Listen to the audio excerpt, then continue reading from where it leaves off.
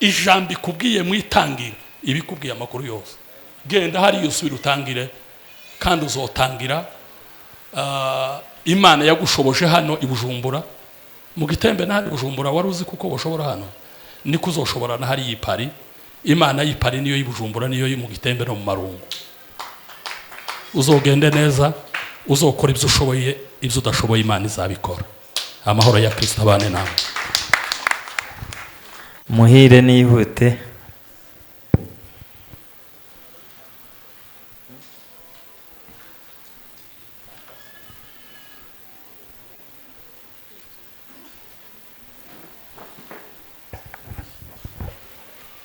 Reka sabe abagape abashoboka baze hano, abapapa n'abamama,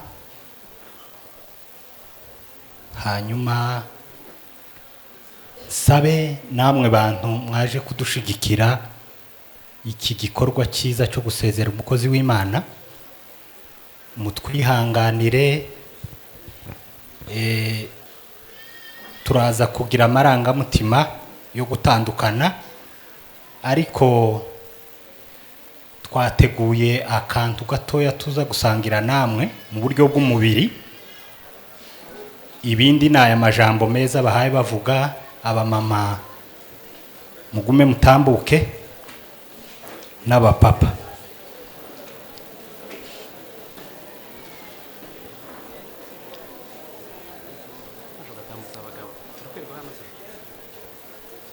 Oya bose nibaze. Hano nitutahakwirwa muze kudufasha muhagarare naho imbere kugira ngo tubashe kugira. Turaza kuvuga abantu bakeya, abantu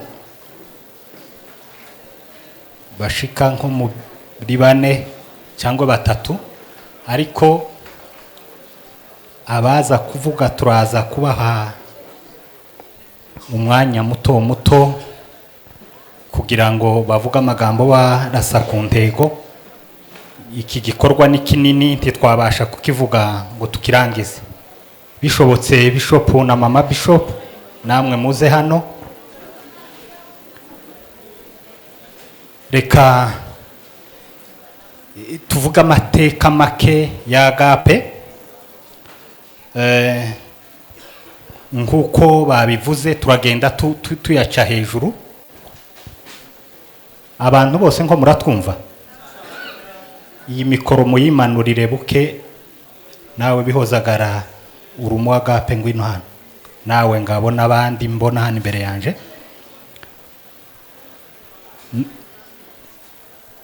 Reka nkuko babibabwiye, Agape yavutse mu mwaka w'2013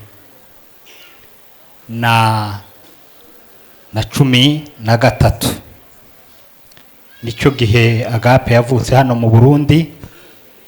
Nanone abari bafite icyerekezo cyangwa vision yari Bishop Rushika, wari umwungirije yari Sebagabo Dudu, n'abandi benshi babafashe amaboko barabashiga bafata icyo gikorwa. Habaye muri 2015 igihe gica mu bihe bitari byoroshe. Abantu bose ryari kanisa ryahagurukanye ikanguro rikomeye. Abari batuye hano igisagara cya Bujumbura niho hari siège yo kuramya no guhimbaza mu gisagara cya Bujumbura cyose. Abatura Bujumbura bake bakiri hano barabizi. Tugeze muri 2015 nihuse abantu bose barahunga, hasigara abakirisitu 8 muri iri shengero. Nkuko mubizi twari tuba muri stade tuyishura 100,000 by'amarundi. Muri sare twari dukodesheje dusengeramo. Aho hantu ibyo 100,000 kugira ngo tubibone muri 2015 wari umusaraba, niko kukubwira uyu munsi ngo uraja muri sare wishura imiliyoni 10, ariko kubw'umutima w'urukundo nishaka abo bantu bari bafitiye umurimo baritanze barahaguruka, turavuga ngo tuje hagutse, tuza hano mu Ijabe. Dushitse hano mu Ijabe twatangiye tuhishura 350 kuva ku 100 za 2015 ukaza kuri 350,000. ni ibintu bitari byoroshe. Abakirisitu bahunze, ariko turashimira Bishop wahagaze mu ntama ntiyatererana umurimo w'Imana. Imana iguha umugisha. Twarabanye, yasigaranye na representante nta makiriro Macrine, nta masambiro Macrine, nawe turamushimiye kuba yarafashije Bishop Rushika gushiga uwo murimo. Yasigaranye na pasteri ariwe representa none Tresfor, natambuke hasi hano.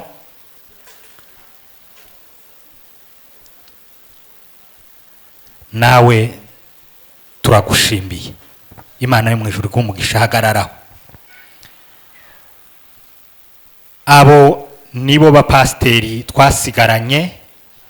Turashimira umwana wacu wahagaze muri ico gihe kitari cyoroshe, Nyambanguka Kadonaze hano imbere. Nundi mwana ngo ni SP, nibo babashije gufata umukingo ukomeye, baba baririmbyi, baba badiyakoni. Imana yo mu ijuru ibaha umugisha. Turagushimiye Kado na SP ahari n'abandi benshi. Muri 2015 tumaze kuza mu bukehwa bungana gutyo butari bworoshe, turashimira umubyeyi wacu Doyen Revera Pasteur Adrien, natambuke hano imbere. Zukuri yaraje mu hantu hato kwifuzwa kuza. Imana yo mu ijuru iguha umugisha.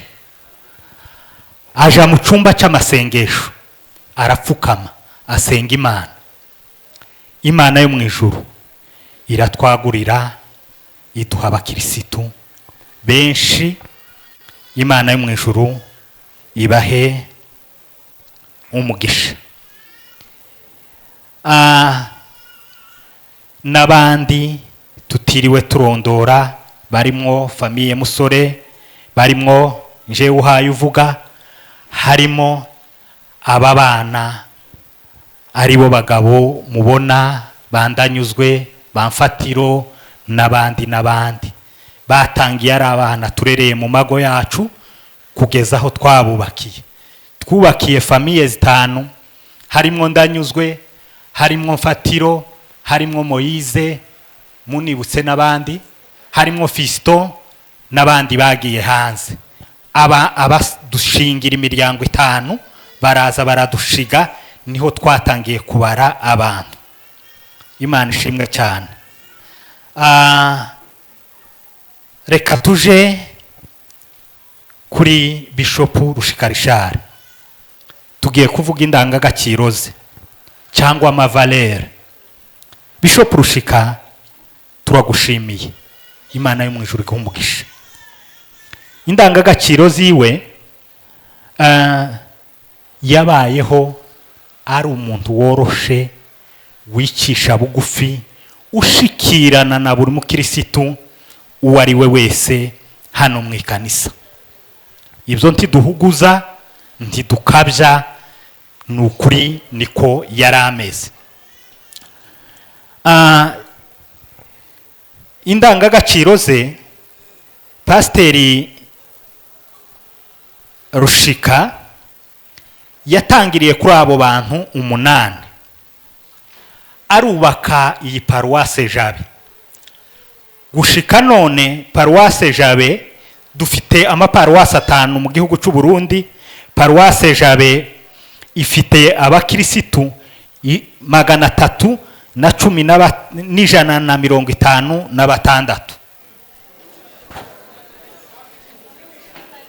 ibihumbi 3 murambabarira. Amaparuwase ni 5. Ndavuga paruwasi mwimwe, paruwase Jabe hano turi abakirisitu bose tubara ni abakirisitu 315 murambabarira.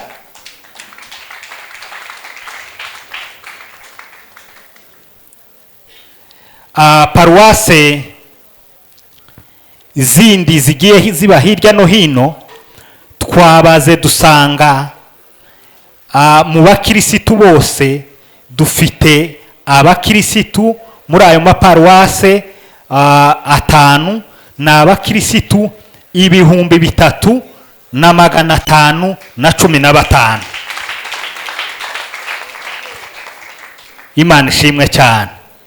Tukagira amaparuwase 5 muri Kongo afite abakirisitu nabo bangana nabo kubera uburyo bw'intambara, raporo zabo ntiduherutse kuzibona. Tukagira akaba afite ikanisa riri muri Kenya nanone nkuko yari babwiye ryari riyoboye Pasiteri Dudu. Yesu ashimwe sana. Pasiteri Dudu yaragiye yubaka y'umurimo nawo abasize mu 15 ndaza ndabasanga turabana kuva ubwo kugeza kuri uno munsi turi kumwe n'amahoro, nta kibazo, nta ufite ingorane n'ubundi turi amahoro kuko bababwiye. Birya nanjye noguma gusubiramo nk'ibi bavuze bizagera bigasa no gushekerera nk'umuntu, ariko sibyo wavuze n'aba yavugishije ukuri nyine uko ibintu bimeze, ariko mugumye gusubiramo no gutwara umwanya w'ubusa kandi biba bisabye nko kuguma nko kumushekerera, nabyo bizaruha bigasa nibihaye umuntu Satani. Burya Satani iyo mwagumye kugura ikintu cyane mukagitsindagira ntaho izitangirira bene aho ngaho. Bikagera icyo tumusabira gusa turamwifuriza umugisha w'Imana.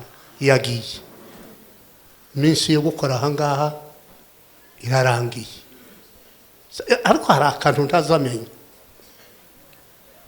Muzamugenda ari yaseri bohereje mugashyika mugakingura amakanisa. Ese mukuva hano uzuba ari umuhamagaro cyangwa umuhamagaro uzuza kubera iyo mwagiye ngaha? Ni munsubiza ababisobanukiwe. Kuko hari bamwe bagiye bafite amakanisa niriya ngo bashikino iriya ntibafungura, barareka umuhamagaro warapfuye uko. Sawa sawa.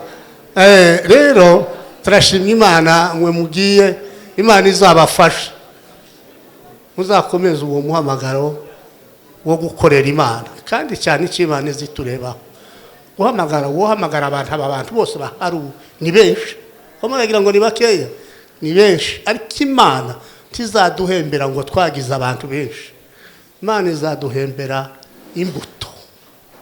imbuto wereye ikanisa, imbuto weze mu itorero. Nicyo gusa wagira ibihumbi by'abantu, wagira bake, ariko ni imbuto, mwera imbuto. Yesu niko yavuze mu butumwa bwa Yohana, yaravuze ngo narabahamagaye ngo mugumaho kandi mwera imbuto. Imbuto zanyu ngo zigumeho, ngo kugira ngo icyo muzasaba data cyose mu izina ryanjye nzakibaha. Kubera iki? Beze imbuto. Imana idufashe, turagushimiye.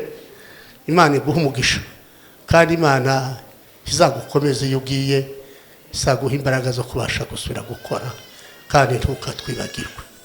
Urakoze. Reka itorero baza hano, hari akantu reka represent abanza kaniko kabanza mbere. Karibu.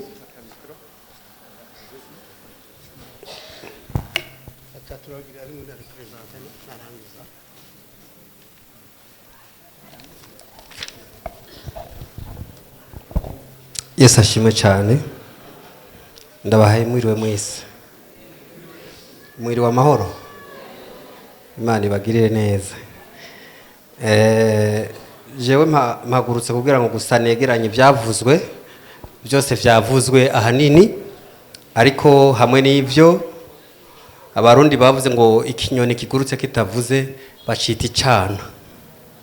Nuko nitwogenda tutagize icyo tuvuze kuri uwo munsi, novuga kuri hejuru mu mateka y'ishengero rya Agape.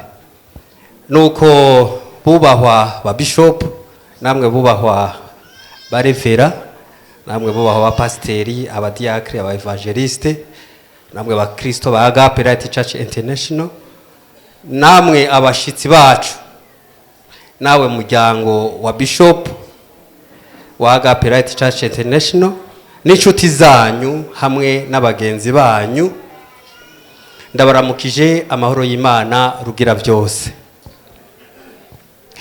Mpagurutse mu izina rya representant legal w'ishengero, ariko kandi nk'uwagendanye agafatanya ibikorwa n'umuryango wa bishop kugira tumwibutse aho iyerekwa ryiwe yarihereye n'aho arigejeje, n'isemo adusigiye tuzobandaniririzako ngaha mu Burundi.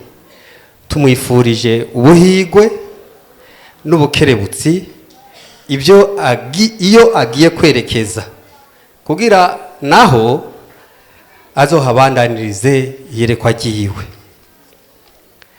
Kubw'ivyo nari gusoma ijambo riri muri Tito 3:13, ariko umwanya ngo tujana reka tubireke.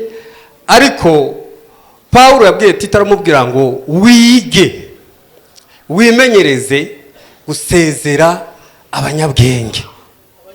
Ego abanyabwenge, burya ubwenge nta handi bugaragarira atari mu bikorwa. Ubwenge burarema, ubwenge bushiraho, ni ukuvuga ubwenge burinova, ubwenge burakreya. Rero icyerekana kuri umunyabwenge nyakubahwa bishop, mwubahwa bishop murambabarira, n'iri shengero ubona n'ahandi hose aho rishagaje. Kubw'ivyo hari ibintu bigera kuri 7 nari kuvuga, ariko mwene data muhire yabivuze byose, kandi Imana impumugisha. Yakoresheje umwanya munini, ariko yavuze ibikenewe byose, yavuze ku bintu ndwi byose nari kuvuga. Rero ndaje guhagarara gusa ku kantu kamwe k'indangagaciro ya bishop, hama tumusezere. Icambere nuko twahuye.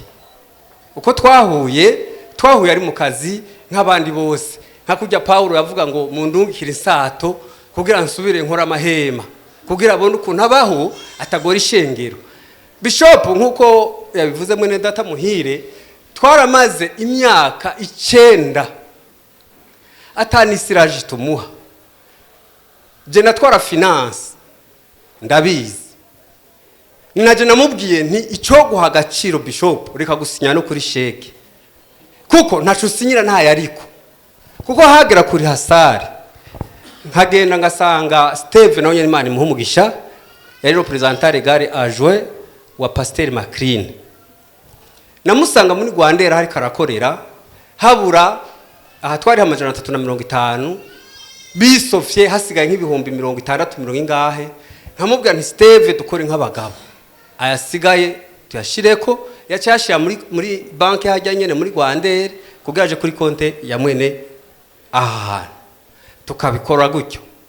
Ntiyigeze atugoza ikintu na kimwe. Aho ndiko ndavuga ku ndangagaciro ziwe. Burya ibi biti byose mubona bigira ubwoko bubiri. Mu Gifaransa hari byo bita dicotyledone na monocotyledone, bivanye n'ugushamika. Hari ibiti bishamika bikagira amashami, akaba n'ibigira amababi. Ibigira amababi ni bitoki, ni bigazi, ni bigori. Ariko umukaratusi ugira amashami, ivoka rigira amashami, umwembe ugira amashami. Kandi uko igiti gishamika niko ishamiriza n'ivyama. Nta shami na rimwe rije kugurana ivyamwe irindi, ishami ryose rirashamika. Ariko kandi iyo abantu babona ibiti byo hejuru, babona igice cyo hejuru. Ariko igice cyo hejuru novuga ko ari ingaruka ziba byabereye mu kuzimu. Novuga ko mu kuzimu no habera icyo twokwita cause, ariko ibyo tubona ni consequence, ni ingaruka y'ibyabereye mu kuzimu. kuko mu kuzimu niho hanyegeje. Bwana Yesu asifiwe. Ndavuga rero kuvyo mutagenda mubona kuri we, je nagira ubuntu bwo kubona. Twacanye ahantu ikongo tugiye kugurura paruwase yo mu Bibango. Twacanye ahantu inka zimburura, hakagenda hakaba nk'ikinogo, kubera je nari munini mu kugira ndahace nkakika urubavu kugira mbashe kwaca. Bishop twaba turi kumwe tugenda kubatiza mu Bibangwa, urabyibuka Bishop? Ntinya amazi kuko amazi yarakanye cyane kandi yarirabura, bisobanura ko munsi hari ibyo twita imisiba canke sangs mu Gifaransa. Arambwira ngo wowe guma ngaha hejuru, jewe ninjira mu mazi mbatize. Yinjiramwo arabatiza, ndi kuri za ndanga gaciro. Rero ibyo biti bita dicotyledone bishamika, nibyo nshaka kuvuga. Ibidashamika ariko ndavyihoze. Burya igiti gishamika amashami no mu kuzimu niko bimeze, kigira imizi irandaranda mu mbavu, kikagira n'umuzi umwe ariwo twita racine principale. Ujya muzi n'ugenda ukazana amazi, ukazana ya mizi yindi, bikabona kuduza ibyunyunyu bikenewe. Igiti kigakura, kigashamika, kandi kikagira ishami rya mbere. Burya naho mubona amashami azira rimwe ari abiri, kenshi hariho iritangurira irindi, kandi iyo ritangurira irindi rigira ingufu kurusha ayandi. Agape twagize chance cyangwa twagize amahirwe yo kuba ishami rya mbere, kandi nitwe twagize ingufu. Haraje n'andi mashami, haraje za Bwagiriza, haraje za Kavumu, haraje n'izindi. Ayo yose na mashami yamutse kuri ca giti ndiko ndababwira ariwe Bishop. Mu ndangagaciro ziwe nakunda amafaranga, kandi no kugusezera Bishop, abazo bashaka kurira baze barire, abazo bashaka kunezerwa banezerwe, kuko habagiye umugabo. Abarundi bavuze ngo iyo igishima ryango kivuye ku muryango, umuyaga ntiwinjire, nta kiba cari kihari. Ariko nkaremeshwa nuko iyi mfizi ivuye ku gicaniro iyindi rivuga. Turamuremesheje igikorwa cy'Imana kizobandanya. Mwene data Bishop wundi yavuze ngo iyo watanguje ishengero cyangwa watanguje iyerekwa avuyemo ni ishengero rikomera, kandi uko niko kuri. Turamuremesheje agenda reme, nta kintu tuzokora tutavuganye, tuzovugana kandi inama izoba ingingo. Nuko uko twahuye rero sa n'uwabihejeje, ukuntu twakomeje gutera imbere kuva inyuma ya stade kugera aho tugeze. Muhire yabivuze sino baremera. Ibibazo twagiye turahura navyo, Muhire yabivuze, icyo turakivivuye. Umugisha twagiranye umugisha, watubere umugisha. Nababwiye burya umukozi w'Imana nk'uyo, umubishope nk'uyo, mutarahurira ku ifaranga ntawuzi. Aho ndacari muri cya gice kiri munsi mwivu, gituma mubona bijya vyamwa, gituma mubona ajya amashami ashamika. Hari ahantu mutaba muriko murabona haba hinyegeje, kandi niho hakora igikorwa nyamukuru. Burya igiti kugica ugitandukanya n'icyo gice cyo hasi gusa, igiti kiba giheze. Kandi kiya gice cyo hasi naho ukuraho kiya giti cyo hejuru, kuri bwa bwoko bw'igiti nababwira haramera ikindi. Nico gituma muzobona bakase umukaratusi hamera yindi, kandi bakase umukaratusi umwe hamera nyinshi. Nakunda ifaranga, nakunda amafaranga, kuko iyo abayakunda twari kugira ibibazo twe twatwara finance. Ariko kuko yari afise iyerekwa, abarundi bavuga ngo akari mu nda y'ingoma kamenywa n'uwayikanye. Burya utakoze ingoma ngo ushire ko rya rushato ntiwomenya ikirimo. Burya umuhinga yakoze ingoma abazi kiri ndani, kiri mu nda y'ingoma. ukizi mwene data bishop ni ya mizi nababwira ishora ija munsi kugira ngo igiti kibashe gushurika. Uwo n'umugisha yatubwiriye, ni umukozi w'Imana afise indangagaciro nziza, icyo twita caractère. Burya umuntu agira caractère na comportement. Comportement ni nyifata umuntu yagiye arakura mu muryango, yagiye arakura aho yarerewe. Ariko icyo twita caractère kiba mu muntu indani muri we, kiba mu magufa, kikaba no mu misokoro. Ndamuzi naho mwujyamana mwikanivo mwujyama bugaca mukabana gikorwa cy'Imana. Ndamuzi bibaye ngombwa no mu ruzi mwo kwitamwe. Hari byinshi nagira ubuntu bwo kumubona ko no kumwigira ko abantu benshi batari ko barabona canke batabonye. Ibango adusigiye ibango rinini. Ibango baberetse kiya gicapo mbona kazoza cishengero, mbonera cishengero. Kiya gicapo nibanga dusigiye, yarakubiseho ibango adusigiye irindi. Ariko iyo uzoja hose uzokwamumenya yuko warimye isemo rito, hari indi semo rinini udusigiye. Kukijanye no gushimira umuryango wa Bishop, turabashimiye byimva mutima, turabashimiye. Abarundi bavuga ngo kuva imusozi gushika imwonga, turabashimiye. Afise umuryango ni shengero.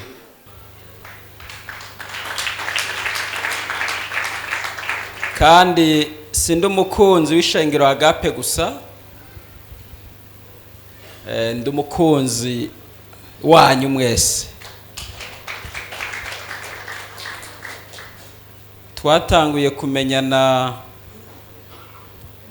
na mutoyi wa pasteur canke mukuru we Manase. Pasteur Jonas ni mutoyi ni mukuru. Turamenyana aho navuze mu bantu bavuye hariya hakurya. Tumarana igihe dusangira amasengesho ahantu. Bukeye mpura na Juste vy'abagabo. Ngira ndabivuze nabi, hari ukuntu mugira indome.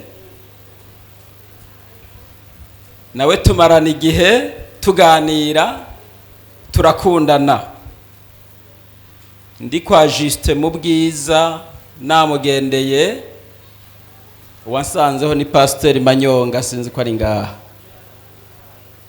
Harahansanga yambaye inkofero yiwe, iyo ari muri transition yo kuva muri Zion. Juste ambarira yuko ari muri Agape.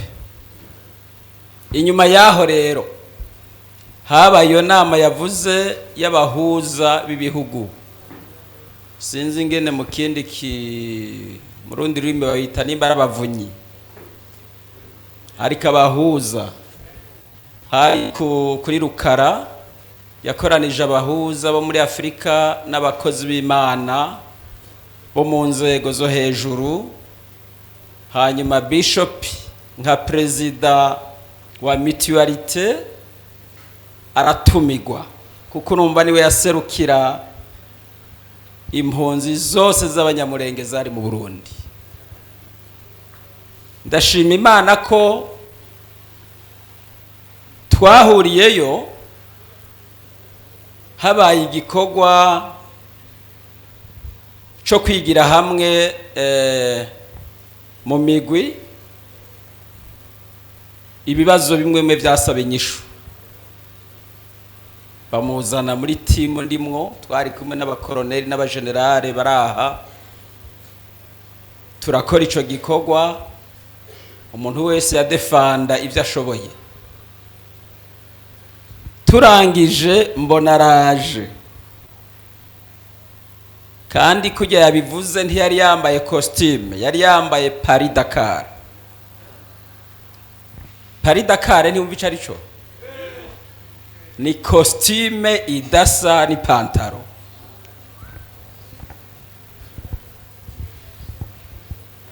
Mugabo impwemu zacu zirafatana uwo mwanya, duhana contact. Inyuma y'igihe haheze nk'ukwezi yarampamagaye ambaza ngo twobonana, atego duca turabonana. Kuva ico gihe gushika uyu munsi ntitwasubiye gutandukana. Nibaza ko madame wabizi agiye kuja mu Bufaransa mfitiye ideni ry'ubugari, kawunga n'amata. Mugabo ngira ngo ko hakiri iminsi azorisiga rikoze. Imana ishimwe cyane. Ndabivuze kugira ngo ndabereke ko twabaye inshuti, kandi iyo hageze igihe tutabonana akamubaza atari he. Ndashima kandi ko Agape umunsi nayiza mu bwa mbere ryari shengero rifise iyerekwa n'intumbero, ririko rigwana n'ibihe ariko rifise iyo rija. Uyu munsi rero umukozi w'Imana Bishop agiye asiga ishengero rihagaze neza. Ndashima Imana ko n'igihe yasengerwa nari hano. Imana ishimwe cyane. Nyakubahwa Bishop, ndagushimiye ko igihe cyose twabanye tuganira ntitwigeze tudahuza. Ivyo biba kuri bake. Kandi ndamushimiye igihe twahura yatwara mutualité kandi hari ibibazo bikomeye. Kutamenya ivyo ni kosa. Hari ibibazo bikomeye. Murakwiye kumusengera kuko yajera ibibazo bihambaye. Ariko Imana yaramufashije hamwe n'amasengesho yanyu n'impanuro yasaba, araca muri ivyo bibazo. Inyishu yayivuze ati twahuye n'ibibazo nk'ivyo abandi bagize ariko ntivyabaye umurengera. Hagiye ufise amatwi yumvise. Mu bihe nk'abijya rero vyari bikomeye, yakoresheje ubwenge kandi Imana yamugiriye neza. Rero mpagaze hano nk'umwe mu bakozi b'Imana b'Abarundi aserukira inani zitandukanye ku izina ry'inani nyinshi. Hakaba harimo na rumwe ruserukira izo zose. Muravyibuka ko rwashizweho baca bantora kuba vice president wago. Mpagaze hano ngo ndabashimire, nshimire ishengero rya Agape n'abanyamurenge bose muri rusange. Mubandanye musenga Imana, mwirinde amajambo ava kuri Satani, muvuga amajambo mazima ava ku Mana. Akanwa kanyu kaba kanwa kavamo umugisha katavamo umuvumo. Kujya bavuze yabivuze ati hariho ababonye ko mwacanganyikiwe. Abanyamurenge mugitangura kuza mu Burundi nta muntu n'umwe iyo mufashe igisirimba atarazi ko vyagoranye. Hari na bamwe bibaza ko hari udutsi tumwe tudakora neza. Kuko ibintu mwagira byari bikomeye. Bishop Mathias, nari muri gerizo la fois passée, nabonye umuhungu w'umunyamurenge agenda kure yajya makaro akubita go pa sinzi ko mwamubonye. Ndagira ubwoba mpakwa kwiruka kuko nari nzi ko atanguza kahasi bigakomera. Ariko ingabire y'Imana yazananye n'abanyamurenge bita igisirimba, ibahindura ukundi, ugasanga bameze nk'utunyugunyugu, ntibasubira no kwiremera, ukaraba ibyo ari byo ukabibura. Ijya muhemi bakoresha bijya bintu, mwirinde kuyivanga n'ibindi. Musabire igihugu murimwo amahoro, nicaba amahoro namwe muzoba amahoro. Kandi ayo majambo mvuze ni Bibiliya n'ubuhanuzi vyanditse muri Yeremiya. Kuko iyo ndiko ndavuga uko, hari umuntu yibaza ngo ni mwebwe muri ico gihe gusa, n'abandi bakibayemwo. Kandi umutima w'abantu vyagenze uko, yama yiyumvira iyo yavuye. Ni muri ico gihe murimwo n'abandi babayemwo, aho ufise amatwi aravyumva. Ariko n'Abisirayeli babibayemwo. Ico gihe nyene bari muri ivyo bihe, niho Imana yababwiye ayo majambo ati nimwubake amazu muyabemwo, muvyare mugwire, musabire amahoro aho muri, kugira ngo amahoro yaho muri aba amahoro yanyu. Namwe nivyo mbasavye. Bishop agiye kugenda, aba Agape mwese tuzosigarana.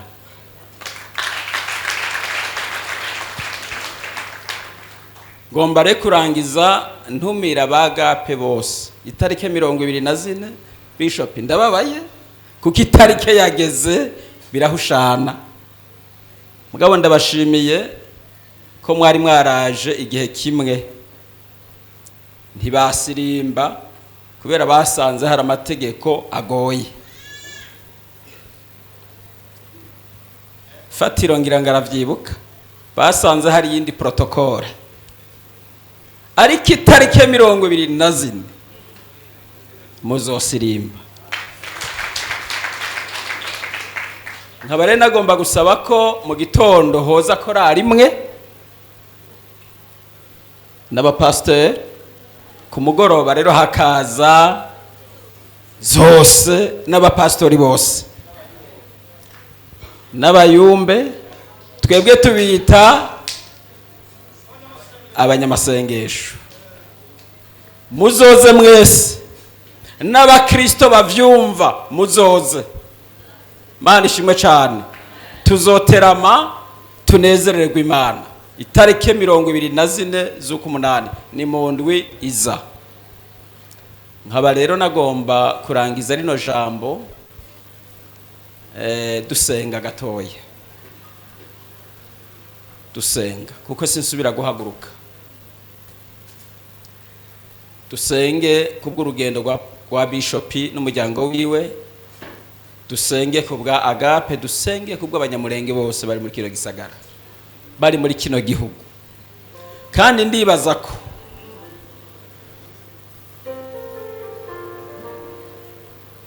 uretse Satani